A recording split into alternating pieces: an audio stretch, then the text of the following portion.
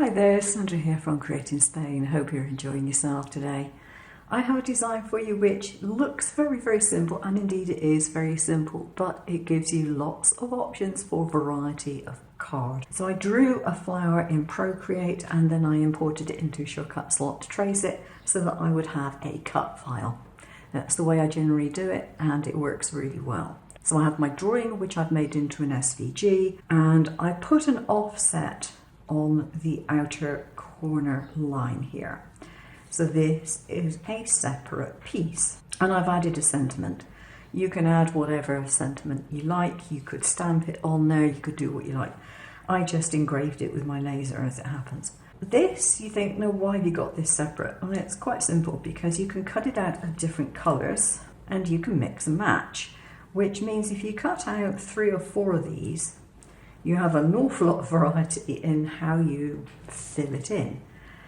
Now, if you save the interior pieces, you can, for example, put different colours in here. So if you're cutting out 4, if you're doing, say, blue and yellow and whatever, you could fill the flower in whatever colours you like. So that gives you a lot of options just to start with. That's without doing anything else to it. Now, if I take that away, and I put something underneath it. Now, just for an example, I wouldn't use this because it's actually a bumpy glitter and it's really hard to stick things onto a bumpy glitter.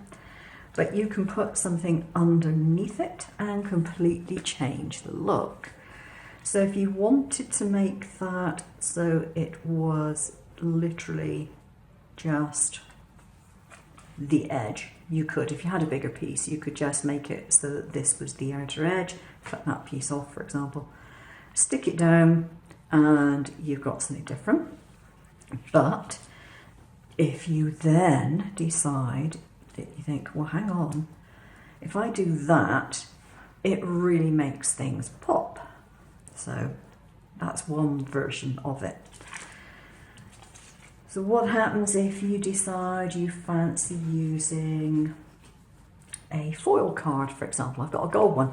Now, gold is not a foil colour that I would normally put with black and white, but if you put that there and just slot that over roughly where it would be, you get a really different look. Now, in this particular case, I think I would put the stem in black as well. So I would glue that in place.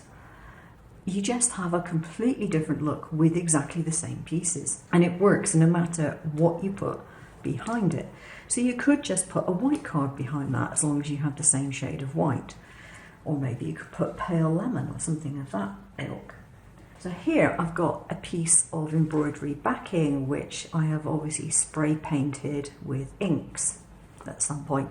And I've got several sheets of this in different colours, different sizes, simply because I like playing with this embroidery backing. Now, it's not a self-adhesive backing or anything, it's just a plain embroidery backing used for machine embroidery. I've got a load of it. But it's great when you want to try paper effects, because this stuff doesn't break when it gets wet.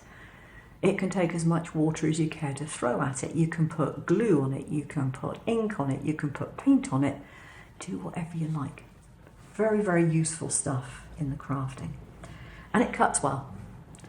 So if I put that behind here, we have a far more subtle effect, but still extremely pretty. And if I do it in a different colorway, this one is more blues and pinks, and it's got a little bit of sparkle in here as well. I don't know if you can see that on camera, but it has a little bit of sparkle. So you could put that on there, and then put that in place. And again, I think in this case, I would put the stem in the black. It just pulls it all together. So we have another version of the same design. So you can see how versatile this is. So I'm just going to play around, find a version I like, and I'll show you the result. The file will be linked down below, but yeah, I hope you like it, hope you enjoy it, and I hope you give it a go. It's not difficult to do. You can cut it on your normal cutter, or you can cut it by laser.